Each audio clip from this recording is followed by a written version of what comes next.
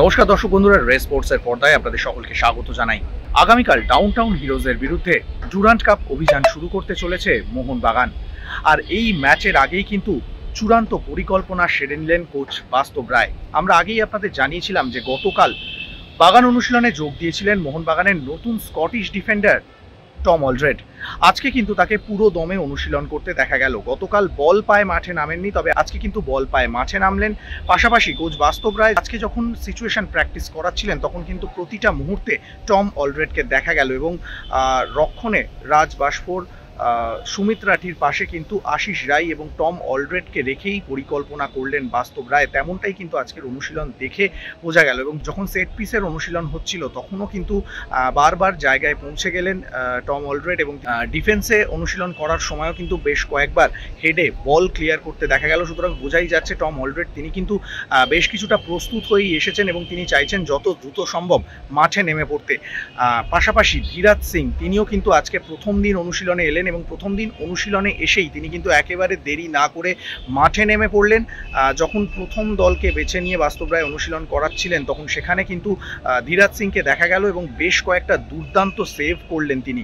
আজকে প্রথম ছবি তোলার অনুমতি ছিল, কারণ ম্যাচের আগের দিন ক্লোজ ডোর অনুশীলন, তাই পরের অনুশীলনের ভিডিও বা ছবি হয়তো আপনাদেরকে দেখাতে পারবো না। কিন্তু যে ছবি আমরা আজকে দেখলাম তাতে বাগান জনতা কিন্তু কিছুটা আশ্বস্ত হতে পারেন যে আগামীকাল হয়তো এই দুই ফুটবলারকে ধীরাজ সিং এবং টম অলড্রেড তাদেরকে হয়তো প্রথম একাদশে দেখা গেলেও যেতে পারে।